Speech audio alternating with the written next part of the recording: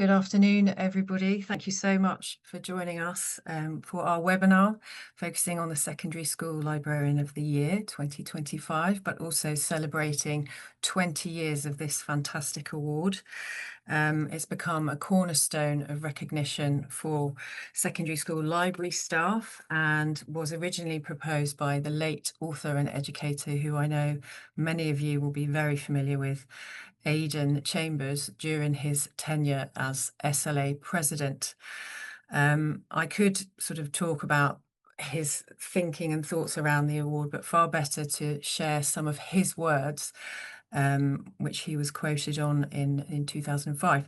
So Aidan actually said, I know from experience and from visiting schools that the library can and should be the cultural and educational heart of a school, the place where pupils are stimulated and helped to become readers for pleasure, as well as the best resource for information. The success of this depends on the skill, book knowledge, and energy of the librarian. I was determined as president to do all I could to raise the status of school librarians. That's why, with the help of the SLA, we established the School Librarian of the Year award, which I am glad to see continues to be given every year. I couldn't agree with Aidan more, and it's amazing and a real testament to school libraries and school librarians across the UK that this award is still running, and also the work of the SLA historically. This year, we are really pleased to have Brown's Books sponsoring the award, so a huge thank you to them for their support. The award continues to highlight and celebrate the achievements of staff who put reading at the heart of their pupils' education and support learning throughout the school community, and in fact probably go above and beyond. My first experience of the SLYA award was when I was in the second school that I worked in, and I worked with an amazing senior librarian. I was assistant librarian, and I think I'd been in post probably about a month when I realised how incredible this lady was. She'd worked in schools as a school librarian for 26 years, and she pretty much knew everything there was to know. She was so supportive, and she was massively significant in my career as a school librarian.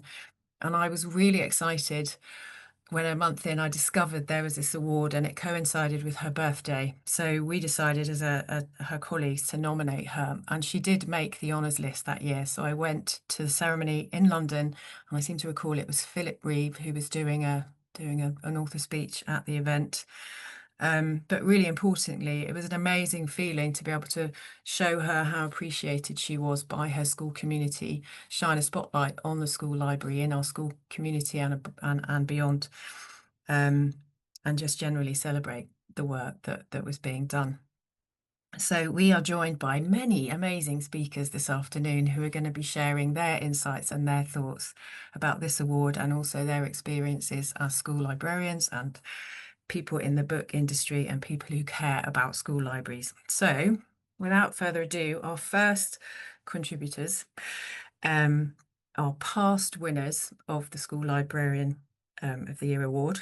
So we have joining us Amy McKay, who won the award in 2016, Christabel Williams, who won the award in 2021. We were hoping to be joined by Derek France, but sadly he can't make it today. But Amy and Christabel, I'm going to ask you if that's okay to introduce yourself. So Amy, over to you first. Yeah, sure. Hello, everyone. I'm Amy Mackay, and I won, as Victoria said, in 2016, which feels a little bit crazy now, because in most ways it feels like it was yesterday. Obviously, it's just wonderful that I'm not aging while all of you are. I have been a school librarian now for 20 years. When I won, I was working in a state school in Corby, which is in Northamptonshire. If any of you know Corby, you are right in guessing that yes, it was quite a rough school.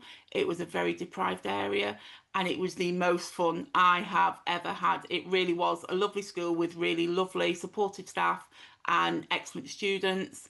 And I left all of that in the pandemic, and I've moved up to Cumbria. So I'm now a school librarian in a state school on the edge of the Lake District, which is very, very different, just as much fun. Kids are still lovely, but I have bought more books on farming than I ever expected to need in my life. And I know things about sheep that I really wish I didn't know.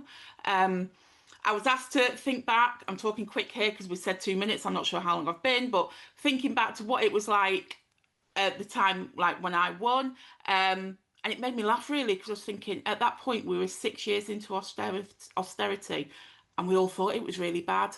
And then my word, did we have no idea what was to come. But as I was thinking that, it also made me think it's so lovely that there is still so many of us plugging away in school libraries, also dedicated and still doing so much with determination and passion. Amazing. And who knew? Farming. That's amazing. Love it. Thank you. And Christabel, over to you. Hi everyone. I'm Christabel Williams. Am the second. I'm working a secondary school library at Addie and Stanhope School in Deptford in South East London.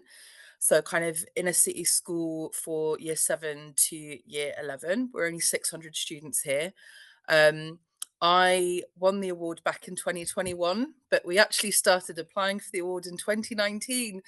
And I'm sure the other people who are the wonderful honour list for the award this year, their experience of it's a tough as it should be process. This process was over 2 years because of COVID and what happened in schools at the time, which is why I'm the winner 2021. I think technically it should have been 2020.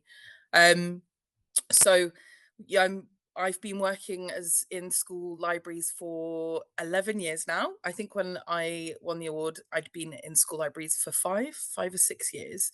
I'd worked in a private school for 2 years before that, and then have been here ever since. Our school's got an incredibly like child-centered supportive ethos. The education ethos of our school is incredibly caring, forward thinking, kind of doing things differently. A very, very inclusive school, and I absolutely love working here. And they really prioritize librarians. I'm a professional qualified librarian. Thinking back about the context at the time, I think the really big thing for me was I'd really got into social media. 2019, social media, librarians sharing incredible ideas. It really felt like, I completely agree with, what Amy was saying around austerity, but kind of the community of school librarians that was building up online was incredible. And I think what was really shocking to our community was COVID and a lot of private school librarians being furloughed at a time when I felt that the role of the school librarian that I then did as part of our school, I was doing remote lessons. We were doing book circulation to classes and bubbles. We were doing book deliveries to students at home. And then a big part of our community had been furloughed from a role that I felt actually there's never been more important time to have librarians in our school communities. Okay. Yeah, I couldn't agree. Actually, it just evidences the vital nature of the work that you're doing. Amy, you were just talking about it seeming like a few years ago now that you won, but one of the things we were interested to know, is there anything within your practice that maybe has changed or stayed the same as a school librarian as you've maybe moved through your career over the last 10, 11 years? Yeah, so I was thinking about this in preparation for this, and I think really what remains the same and will always remain the same is relationships. I think this Yeah. is a job that it's about relationships with your students mostly, but also school staff, not just teachers, the parents, the governors, the larger community. I moved up here during the pandemic, as I said, so it was a really weird time to be developing relationships and developing the library in that way. And it was getting to know people that was the biggest benefit to me, and that will always be my key engagement strategy. If you know your students and you know your school and it's a safe haven for them, that's what's key. However, there has been one change recently that I did want to tell you about. So after 20 years, I think I've cracked it and I've had the biggest success ever, because finally I've got a library pet. So just before the summer holidays, we got a giant African land snail. She's called Pixie. absolutely incredible. I never knew that I would love a snail like I love this snail. And the students during library lessons, we get her out. She likes company, so she'll come out of her shell and she like wiggles her eyes. And it's been such a great thing for getting those who maybe normally wouldn't feel that the library was the place for them, that to come in and they've got an excuse to come and see her. And obviously I've bought as many snail books as I can. And yeah, that's what I wanted to share really. After 20 years, a snail has been the best thing I've done. I'm not quite sure Wow. what that says about me, but I don't know how anyone else can now top that. You realise that, don't you? I think it's brilliant. One thing I will ask though, if you don't mind, is aside from snails, what would Mhm. be what's the number one way that you kind of develop those relationships with students in particular, aside from just, you know, the in and out, but what is there sort of what's the active thing that you do? I am really chatty and I'm really quite nosy, so I do go out of my way to get to know them and I try and get to know them as people. And I always think that the library should meet them where they are rather than expecting them to meet us where we are. So for things like since I got up here, the library when I got here really wasn't very good. We've developed it a lot. And it seems really obvious. I'm in Cumbria. It's really rural. They all live up on the fells. So we've now got a cracking collection of farming books, and it's about meeting them where they are and bringing them in. And then I always try and remember that for a lot of students we are the first adult who says good morning to them, and sometimes we're the last adult of the day who will have a chat with them. And it's bearing that in mind, seeing them as individuals and caring for them Brilliant. and be And using a big snail as well, because I think that's absolutely, fabulous. And yeah. actually, and I should have said to everyone, and apologies, do use the the chat for questions, and we will have a Q&A right at the end when everyone's finished. But there is a question: can we see the snail? So just putting that one out there. Christabel, you obviously were. It was a challenging time when you won this award, but we as we all know, we're in a kind of challenging time around reading. But what are the kind of things you've noticed about reading habits over the last 4 years since you won the award? Oh, I think you're on mute. Sorry. Hi, can you hear me? Is that okay? Perfect. Um, I think everyone will have kind of experienced the massive rise in manga reading in school libraries. That was a worldwide, there's a worldwide shortage of it for quite a while. Manga and graphic novels ever increasing, ever in demand. We put a lot of money into purchasing that for the library and working with students on kind of purchasing and keeping up to date with that as well. Um, I think that um, I think that for me, especially when kind of like weeding the library, I think a few years ago I was really lamenting kind of what I felt that kind of secondary school age level nonfiction was in a really bad place, kind of publishing wise. But I really really love a lot of the kind of nonfiction that's coming out at the moment. Um, I think it was in 2020. It was Black and British, the teenage version by David Olusoga. The kind of teenage version of his adult book was published, and for me that was a game changer. I'm like, why don't publishers do this more? It's absolutely brilliant having teenage kind of leveled books of kind of longer books that I feel that 12 to 16-year-olds aren't as best served by nonfiction that's available, but we're having a really big focus on kind of pushing nonfiction in our school at the moment, because we've kind of nearly finished redesigning our classification system for nonfiction, but that's a whole other topic. I think kind of changes with reading.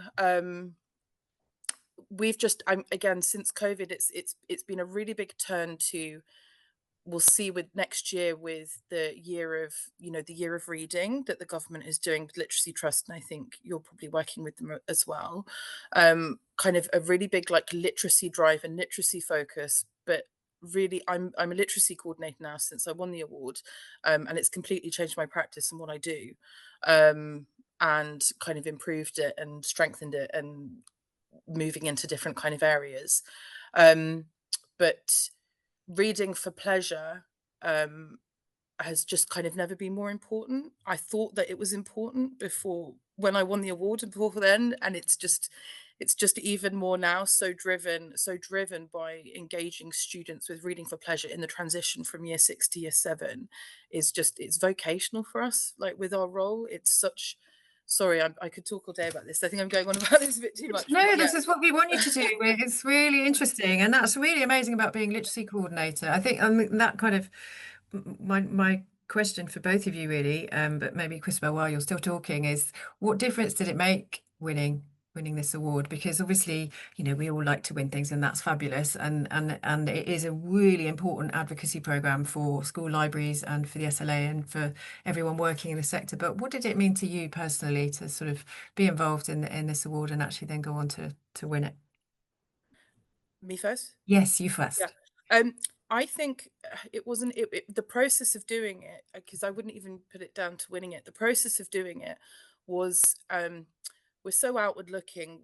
The process of applying for and going through School Librarian of the Year is you're examining your practice, and reflecting upon your practice in a way that can be really earth shaking in terms of thinking about what you're doing, the impact that you're doing, hearing from other staff, their feedback, their nominations about what you're doing. It's incredibly kind of supportive for your own sense of self and professional practice, but it's the very act of going through applying for the award changes your practice, because you do start reflecting on what you're doing and why, and kind of the impact and the evidence base and so on. So I'm always encouraging people, like librarians I meet, and I'm like, apply. It's an incredible experience. You're doing incredible work. Don't have imposter syndrome. I was at the School Library Association conference this year, and I spoke to several librarians who were doing incredible work and hadn't really thought about putting themselves forward for an award. And I said, people need to hear and see about what you're doing, and sharing your practices, an incredible experience. And meeting the other people who'd been on the honor list with me, again, was just incredible. For me, the best thing about the school librarian community, the School Library Association, everything that we do together, is the sharing of best practice in a context where you're often faced with a lot of stereotyped, or people not knowing what you do, or people saying, oh, you're the best librarian I've ever met. And I say, well, I'm doing what we should all be doing. I'm not, everything, everyone's out there doing this, they're doing the work, they're doing amazing things. And it's important that we're people see it, that we're held to that standard of doing it, that it's not a surprise that we're doing brilliant things.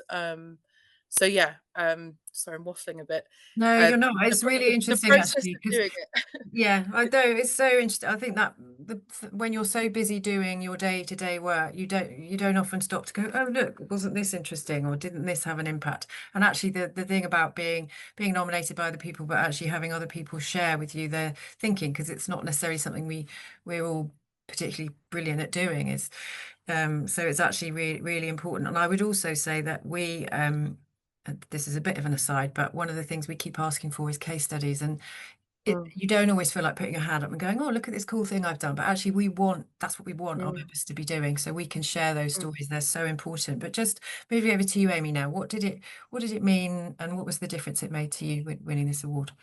I think where Christabel said there, the imposter syndrome, it was just so good for my confidence personally. And I'm sure a lot of people watching, we all work in schools, and I'm sure, we've been told, oh, do you ever want to go and work in a proper library? Or that idea that you're not a teacher, or just this, and all of that sort of thing. And actually winning gave me the confidence to, in myself and in the profession, to stand up and be a much bigger advocate for school libraries and librarians.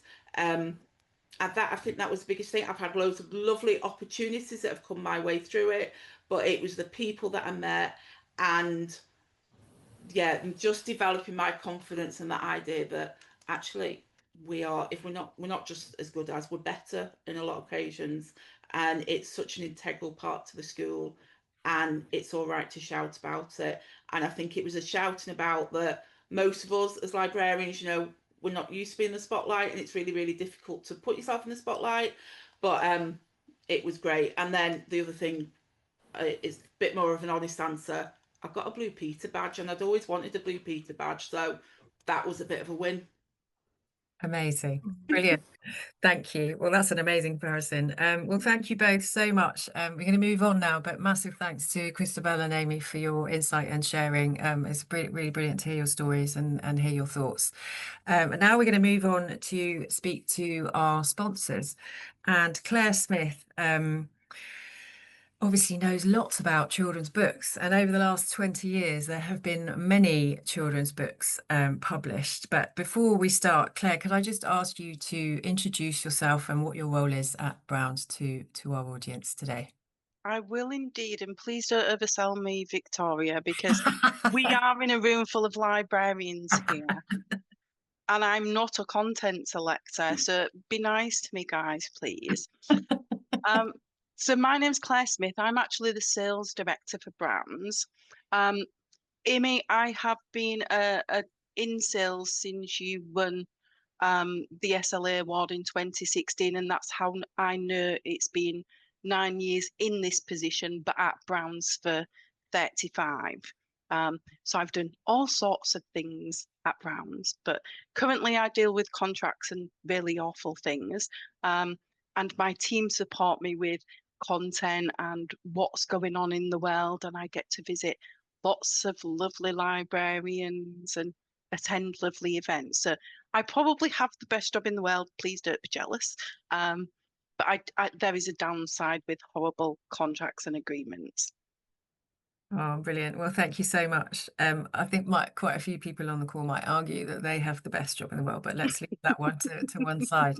But we asked you to kind of think, well, we wanted to sort of hear your thoughts on reading trends over the last 20 years. That's quite a tall order. And I know from my own experience that as a school librarian, but also I ran a book blog for 7 years, and I mean just the number and volume of children's books being published is vast. But the last sort of 10 years and maybe or maybe even the last 5 have a little bit been described as the golden age of children's literature, because there's just so many incredible writers and authors publishing for children and young people. So, you know, what are your kind of reflections or thoughts on trends during that time? I'm not expecting you to, like, you know, take us through every single moment of every 20 year, but just it was really funny because I'm not touching content every day, and I work with a lady called Claudia Murdy, who is absolutely wonderful and has been in the education industry for many years. And fortunately, I had a presentation back with Claudia in August. This is what we do as a sales team. And I actually cheated and brought Claudia's presentation up, so I didn't mess anything up. I think the big shift, and I do say this, the biggest sort of evolving factor around the last 20 years has been digital. And some ways I think digital's brilliant, some ways I think digital's awful. But the digital market really did change the sort of landscape, and it changed librarians' job descriptions. It changed the environment. We don't just see libraries, we see learning hubs. So yeah, it's been a big thing for digital. With regards to reading trends, I think, and I did pull some stats off, just because I do have access to that information. And I did say, what are the biggest selling books that we've sold? And sort of when they pulled the information off for me, they gave me Macbeth and Of Mice and Men. And I was like, no, take out all of the class sets. Take them all away. these set texts. I don't want those ones. But yeah, you're still seeing your staples. So you're still seeing your Lion, the Witch and the Wardrobe and the Jacqueline Wilson titles, and those staple titles are still heavily bought right across the market. And then you're getting this newly published information, and we're bringing on what, 2,000 or 3,000 titles every month. Not all children's, but 2,000 or 3,000 titles published every month, which is absolutely fantastic. I think the stigma around boys reading since TikTok came onto the screen, we've seen a real shift in what is being bought for boys. I think librarians might have, after working in the industry for 35 years and librarians saying to me, we need to get boys to read. I think TikTok, as much as I'm not a massive lover of social media, I do think it's starting to break the ice with it. We're seeing more Wow. boys content bought. Wow. But I think for me is the big series, your Netflix series, and I'm probably telling you guys everything you already know because it's you guys that tell me, and what you're purchasing is what I'm seeing on my screen. So your Netflix series for your sort of older readers, the Percy Jacksons, Diary of a Wimpy Kid is never going to go away ever. It's just not. I know. I remember when that came out, and now there's many of them, which is great. Got my son reading, and he's dyslexic, so it was an amazing thing for him because it opened the door to books and reading for him that in a way that others maybe didn't.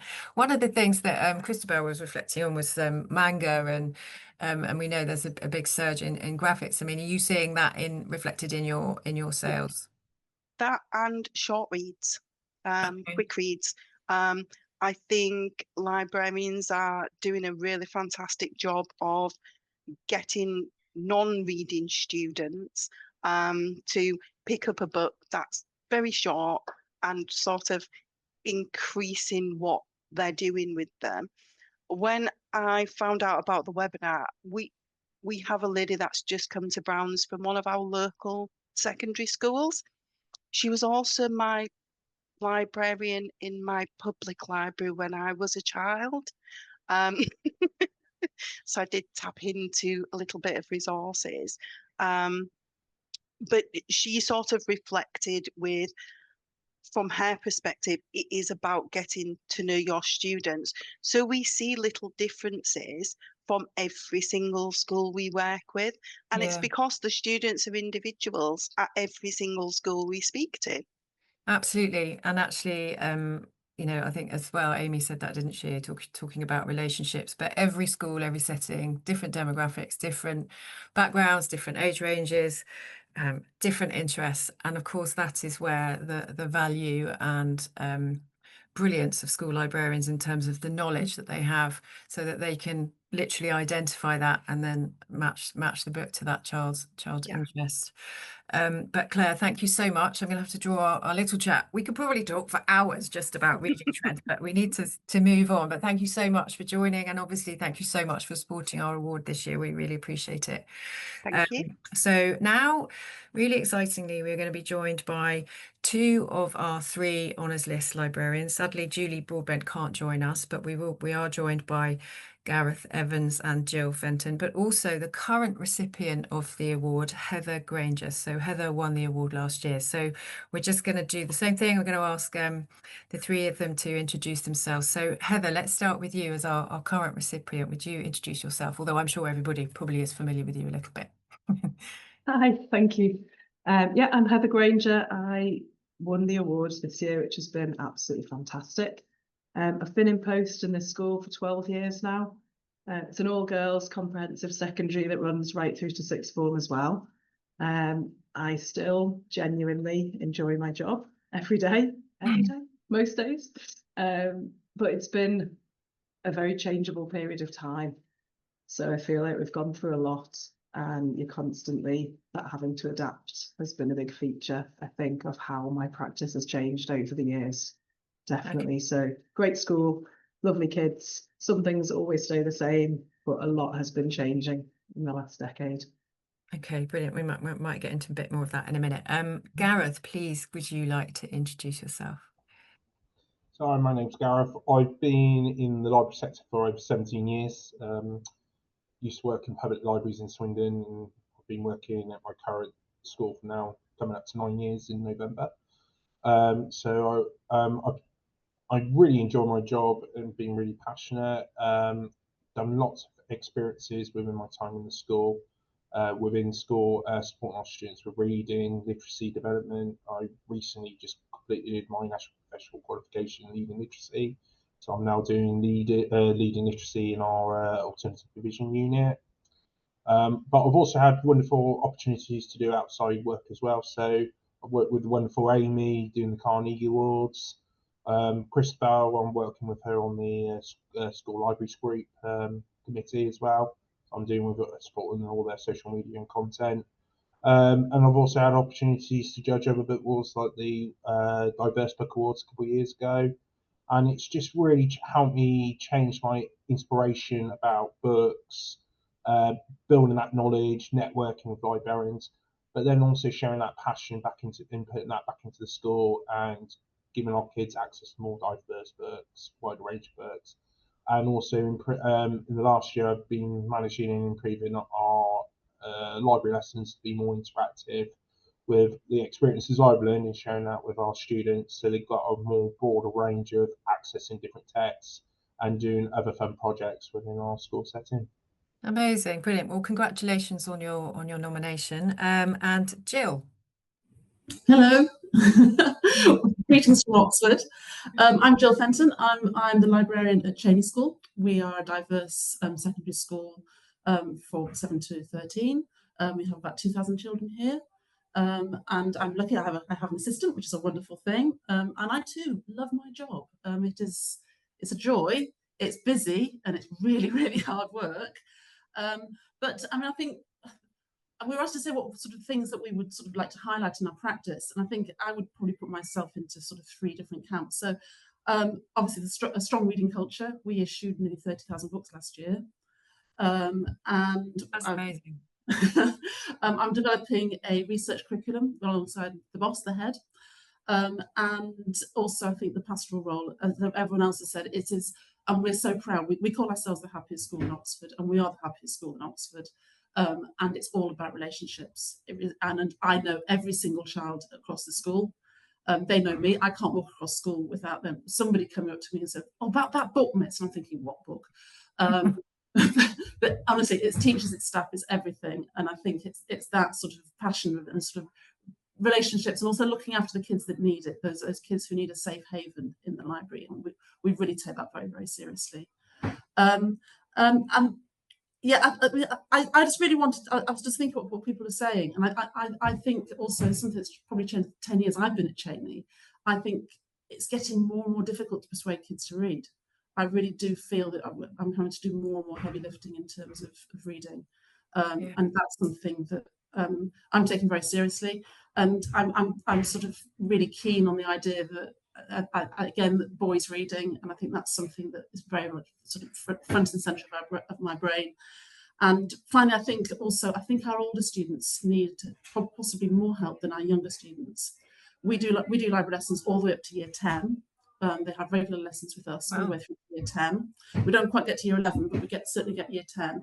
And I find that those students need my help more than anybody else, because they're betwixt and between children's literature and adult literature. And at that point, I've known these kids for 4 years, and I'm then able to start to tailor their reading and hopefully then start to impact, obviously, their exam results and their well-being as well. So I could go on. I mean, where do we stop? I could go on and on. Well, thank you, and also congratulations to you as well for your nomination. But Heather, I'm just going to come back to you. Can you share with us, what's your experience been like as secondary school librarian of the year, and what reflections do you have over the last year about what it's meant to you, but also maybe even in this sort of short time, how your practice might have changed or developed as a result? Yeah, it's just been phenomenally positive, and the whole process of being nominated. So I had a lovely line manager who nominated me for the award, and then that whole process going through the application process just made you reflect so much on what you actually do. Just that opportunity to take a step back and look at everything I actually do and that I've accomplished, that you sort of, there's a tendency, I think, to focus on something, it happens, and then you're on to the next thing, and taking that chance to really evaluate everything so thoroughly. I actually found that itself really rewarding. But then, obviously, having won the award, it's just been incredible. So many opportunities within work. So staff communicating with me to congratulate me communicating with them to thank them for their help and their support has led to those connections growing and been able to work more across the school, which has been lovely. And then so many opportunities that have come my way outside of the workplace as well. So invitations to conferences, to webinars, to all sorts of things like that. It's let me build up connections and hear from a much wider range of people. I think it's quite a lonely and isolated job sometimes. So any opportunities to go beyond that and hear more from other people, it's been brilliant. So there's a lot of that I've been able to put into my practice this year. I think having evaluated everything so much, it gave me a chance to see what was really working and what needed to change. And then obviously hearing from so many other people in libraries and in the wider sort of book and reading and literacy industries, just an opportunity to basically steal so many ideas from places, look at how it could work in our setting. That's, you know, basically a magpie constantly going around, anything shiny that looks nice, and just taking that and pinching that. I'll give it a go, I'll give it a whirl. And I think just the confidence it gives you as well. It's been such a huge confidence boost. Yeah. I don't know who it was who said earlier about imposter syndrome, but I think that was definitely me. I looked at what all the other previous winners have done, what I hear about day to day from other librarians in the groups that we're in and through the SLA. And I think you're constantly looking at everything that everyone's doing and comparing yourself to that. Whereas there isn't actually one person doing everything, except maybe Lucas Maxwell, but that nobody's doing everything. And I think it's given me the confidence to actually know what I am doing is good and it is enough. Amazing. Just having that boost has been brilliant. Yeah, and I remember you saying that to me. I have to say, I think we met for the first time at the conference in June, and obviously it was my first conference as CEO, so it was really exciting to actually be in the room with a whole bunch of our members at the same time.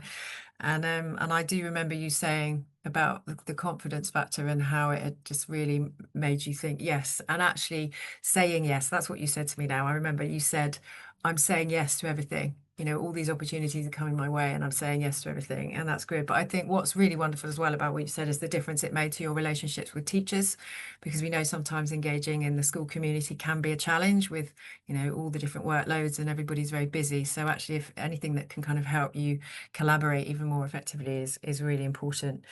I have another question for you. This is a good question. Is there something you've started in your library that you hope will endure for the next 20 years? I have been thinking about that. I think I like to think it's a constant evaluation, change if it needs to be changed, keep the things that are working. But I think a couple of things I would like to see continue beyond perhaps even me being there. I think some of the events, the range of events that I've managed to do that have reached so many different types of students. So we have our big Lit Fest event that runs for a whole week and has author visits and trips and activities and things going on. That's fantastic. But I've introduced a lot of smaller things as well, just regular things through the year, just at lunchtime, book launch parties for things like Heartstopper. We had Harry Potter book day today, so the next step up with lunchtime activities. We've done little mini after school celebrations where we just drink hot chocolate and listen to spooky stories for Halloween and things like that. So I'd love to see that sort of social space side of it continue.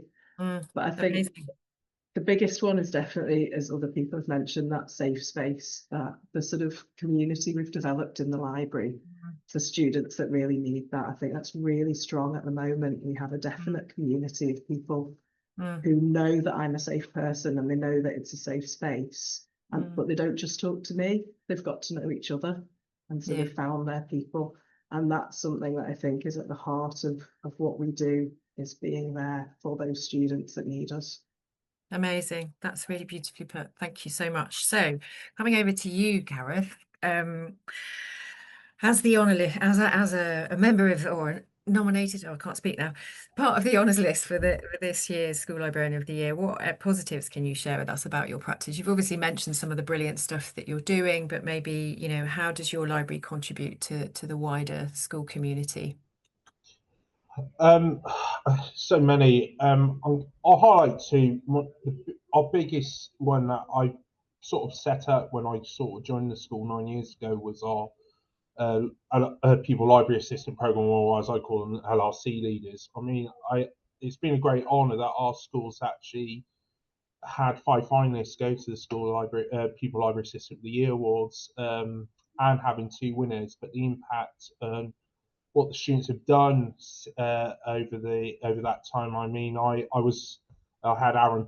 It's all right because I can say these names because they have got permission. So I've got Aaron Porry, who's an ex-student who won during the COVID times, but invested a lot of things in creating clubs like board games clubs and innovation things that we could set up after COVID, which was good. But my lasting legacy is Megan, who was a student who won the award in 2023, and she came out with the most fantastic idea ever. She came up with a community podcast that we did run for a year successfully, and that got the community together, which was fantastic. But her biggest inspiration was turning our old horrible storage room that was supplied with COVID, being turned into a nice relaxing room. It was turned into a de-stress room for our Zen students, but it's taken on a bit of another mantle now. It has been a meeting hub and space for our students who get extra tuition or might need a bit of support, or have pastoral leads coming in, or people from CAMS coming in. And it's just a safe space. It's a nice relaxing space that they can use. And it's just nice that that contributes back to the library. And when the room's not being used, having some students just reading there quietly, enjoying the space. So it's just like a lasting legacy of one of my, Megan being one of our strongest pupils. And the program just developing and all that stuff, and just working with some fantastic students and see how mature, how they've grown over the years from year 7 to 11. I've even had some of them go on to help me now in sixth form doing stop work, or help me in the library for an hour a week. And it's just them contributions just help make my job much more easier and make the library look more presentable and honourable to our students. Amazing. Well, thank you. I love the fact that it's so young people facing. I mean, at the end of the day, this is why we do what we do, isn't it? It's to make a difference to children and young people, and what you're doing describes it, or what you've described does exactly that. Jill, I'm going to move on to you. What about you? You again described, I mean, honestly, both of you have got this amazing list of things that you're doing, but what do you think the positives about your practice you can share with us, and how you contribute to your school community? Okay, so I've written down a couple of things, but I think one of the main reasons that I have managed to do what I do is the fact that I get so much support from elsewhere in the school. So I'm really lucky in the fact that I report into the head. And he and I have a bit of a phrase that I ask and he says yes. And in doing that, I then have complete autonomy to go around the school and do pretty much whatever I want. So I can walk into any classroom, I can speak to any teacher. And generally, because I've got his backing, he very, very rarely darkens the door of the library. He's based just across the way from me. But they know very well that I have his support, which means that that just raises the profile of the library virtually immediately. So I'm able to do inset and CPD sessions. I run my own research CPD for staff. So I've collaborated with teaching staff across the school. I've half written schemes of work. So, for example, for the year 10 speaking and listening assessment, I wrote the research aspect of that. And I'm just in the middle of running research lessons for an Industrial Revolution project for year 8. And there's a whole gambit of that. So we've got a whole research sort of strand all the way through. So that's one of the things I would really love to see after I'm long gone, continuing to go, both the profile of the school, but also the research thing. But I think the other thing is, as everyone else has said, I would be devastated, I think, if my library suddenly just became something quiet and just not used. We appoint our librarians for a year each, our school student librarians for a year each, and we could only take 20, and we had 78 applications this year. And we can't take them all. And they are so scheduling. I love that. I think that's amazing. But the thing is, we also have a separate list, because we have a separate list of vulnerable kids who we invite. Yeah. And then we have another list of kids who apply. So it narrows it down even further. But to see some of those vulnerable kids who grow so much throughout the year and sitting at that desk, honestly, it is just priceless. Yeah. Like everybody else, so I could say so much, but to say those are probably the couple of things. But also, I would really like to see myself, and I feel so strongly that other libraries need to have what I've got, which is that support from the boss, because I think then it's that actually I think enables me to be so sort of autonomous and that endurance. We might have to meet your boss. Get him Oh, to come on and share with everybody what the trick He's is. great.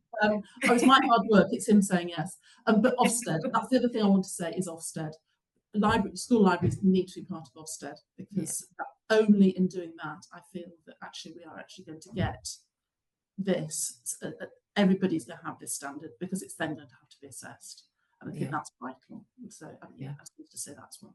Absolutely. Okay. Well, thank you so much to Jill, Gareth, and Heather, and we'll be hearing more about the announcement on the 6th of November. We're looking forward to that. But I'm going to move on now.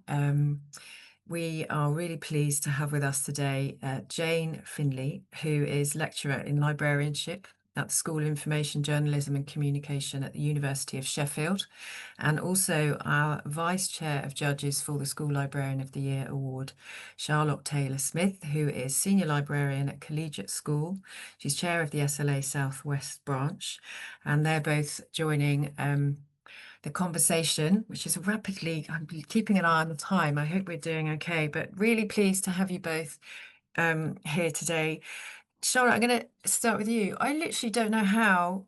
I have no idea how you've been able to make a decision, because just looking at the two brilliant nominees and knowing the Julie, who's also obviously not able to join us today, but I mean, what an impossible decision to make. So what are the qualities that you're kind of looking for when you're trying to make this decision and navigate these incredible experiences and incredible practice? I mean, yeah, I have to say it is both a real joy to be able to get all these applications in and see and go and on these visits and things, but also very, very difficult. The meetings go on for a long time.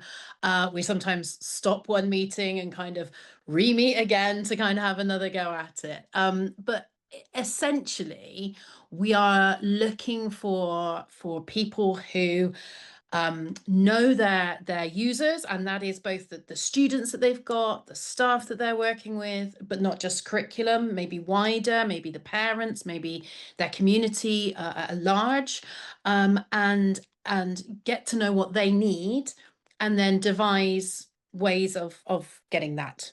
That they're looking both inside at what they're doing and what they can do, and outside at what they could be doing or where they could be going next. You know, it's that kind of, as Amy said right at the beginning of this evening, it's about those relationships. If you're building those relationships and you really know what your community needs, you can work out ways of getting there, hopefully. And have some of the things that you've been listening to and that have been shared by the past winners and current recipient and nominees, have they resonated with you in your practice and what you do in your school? Absolutely. I mean, I think it was really interesting to hear Heather saying about how we sometimes compare ourselves, or we look on our library networks, on the pages through the SLA and other things, and we're looking at what other people do and go, oh, you know, we don't do that here. But it's about seeing all those, sharing all that best practice, and then finding out what works for your system and trying things for your community, for your environment. And yeah, I look at stuff and go, wow, that's such a brilliant idea. But I, sometimes they would work for my practice and where I am at, and other times they don't. And actually, that reflection is really, really key, to be able to reflect on what you have in limitations, be that building space, be that the age groups you have, be that the funding or that SLT support that we've all said is so key. Working out what you do have, working with those things, making the most of those things. And then being aware, making yourself aware of opportunities that might fill those gaps. So it's being reflective of stuff is really important. Absolutely. And there's There's a phrase I like to use, my team love it.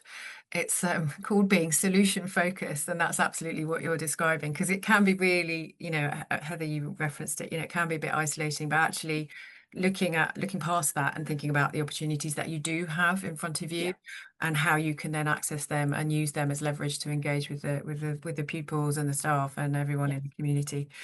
So just moving on to Jane. Jane is looking at some really interesting research around school librarianship and best practice. So Jane, how do you think awards can help us identify and reflect on best practice, and particularly over a sustained period of time?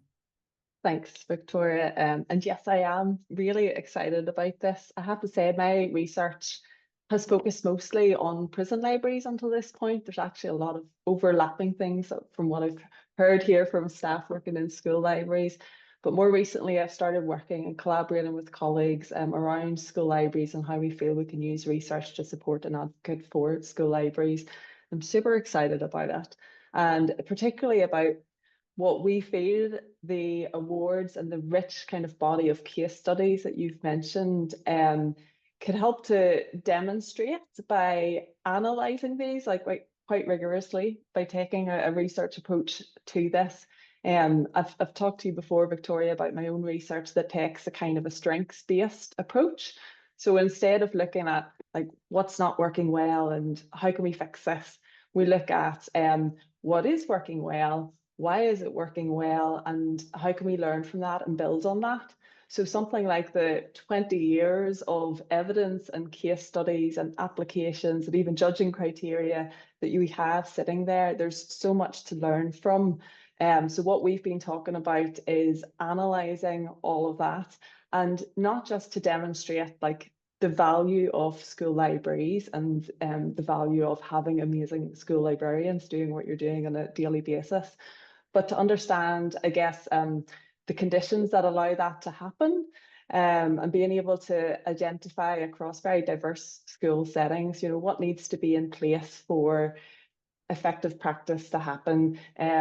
How do these relationships that are so core that you've talked about take place? What kind of support needs to be in place at an organisational level, at a school level? What kind of maybe leadership skills do people need to have for all of this amazing practice to take place?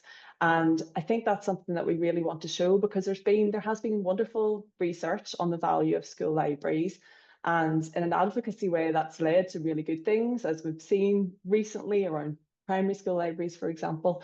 And we kind of want to go beyond that so that people, when then implementing some of the policy things that they've talked about, actually know how to do that and what needs to be in place to support that.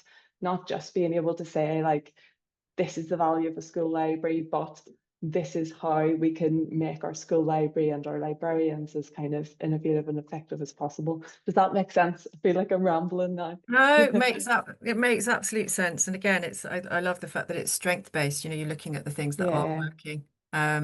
And that sort of, I mean, I think again, it's coming across, you know, the flexibility to adapt things for your school community, but actually having a framework and an understanding of what does work and why it works and what's in place in order to make that happen. And I think that speaks to sustainability as well, because if we want libraries to be sustainable, that's an ongoing thing. It's not just a once in a blue moon scenario. It's got to be every day. And again, you know, coming across so loudly from, first of all the nods I can see, which is really, I know I can't see everyone, but the nods that I can see, which is really nice, is the passion and determination of people, of school librarians working across the country to do really brilliant things in their settings. That's really exciting. Well, looking at the time, maybe I'm just going to ask you, Charlotte. I'm losing the power of my voice now, apparently. Charlie, what one thing would you want to see stay in place for the next 20 years that perhaps you've put in place in your school? Oh, there's a big question. I think the opportunities to meet the children. So you will have those students who come through your doors regardless, but being able to work with teachers and work both kind of those reading for pleasure sessions with English teachers, those research sessions with curriculum teachers, making sure those spaces stay on the timetable, those inductions when you have your new students come in, your time to speak to the new staff when they join your school, those moments to kind of capture people, they're really important, and they are easily eroded because everybody's very busy if you let them. So get them on your timetable, get them into the beginning of year plan, and keep them, so that once people know who you are, once they've got a face to a name, they might not need you immediately for their lessons or for their reading choices because they know what they like to read. But as they grow older, as their needs change, they know they can come back to you. They know they can come to that space, which should feel safe, however you've made it feel for them, that they feel they're welcome. And yeah, that once you've had that slot with them, keep it, and then build the relationship from there. Brilliant. Thank you so much. So I'm going to bring everyone back in the room now for questions. I'm not sure what's in the chat. I'm going to have a look. I can see there's been some activity in the chat, but if you have any questions, please do drop them into the chat now, because we can share them for the last sort of five or so minutes. One thing that has been mentioned is imposter syndrome, and I know you sort of talked about it a couple of times. And Christabel, I can see you wrote something quite long in there. I'm not sure if you're still on the call, but I might just, oh, there you are there, sorry, just checking. Christabel, do you just want to speak to that? I mean, I know you've put it in the chat, but maybe just share what your thoughts are, or your additional thoughts are. Hi, yeah. Basically, for me, kind of the feelings around kind of imposter syndrome and kind of like the work that you're doing and kind of not really feeling kind of how it's perceived and how you perceive it yourself. I was just saying I was really supported through feelings like that through the application for the School Librarian of the Year award, because it really formalized feedback from people that I worked with about their perception of me, their perception of work that I was doing, and the value of the work I was doing to the school, which is really important for librarians, because I feel that for me, a lot of school support staff are sometimes missed out in appraisal processes in school. They often maybe don't have regular line management meetings. They often don't have, maybe they're not part of the school appraisal process. You know, you're not doing it on Blue Sky or things like that. And those are actually really important. And you actually need those, because that is part of receiving regular professional feedback about your work from professional managers in your workplace. And it is something that is really important. And so I feel that people's imposter syndrome is sometimes not helped potentially by kind of how line management is taking place in workplaces. I'm not talking about my own workplace, but just from having talked to other people, because I'm a union rep as well, so I do a lot of stuff around this. But getting formalized feedback from people you work with is really, really good. And then actually sitting down, the process of having to sit down, and no joke, I probably wrote about 10,000 words, because for the School Librarian Association Librarian of the Year process, because a lot of our process was basically online, we had to write a lot of questionnaires and forms and things like that. And actually the process of sitting down and actually encapsulating my career on paper, which I'd never really done before, it's factual, it's not feelings, it's not how I feel about myself, it's literally achievements and accomplishments. Go away and update your CV, put all the things you've been doing on there, have to hand, paperwork that shows what you've achieved and you've done. It's very affirming. And finally, the really affirming thing is being in spaces, whether online or in person, with other school librarians who can feedback on what you're doing. It's often incredibly positive, and it comes from a place of professional experience. It's not people just bigging you up. It's genuinely really good feedback, whether it's different online forums. I named a few in the comments there. In Lewisham, we have the School Librarians group, which is really, really good. And the School Library Association conference. I've never been to a more affirming, supportive place of hearing professionals, learning new things, getting to share what I'd been doing. It's really, really good. Get in a room full of school librarians, and that really helps with it too. Amazing. Thank you. That's brilliant. Thank you so much.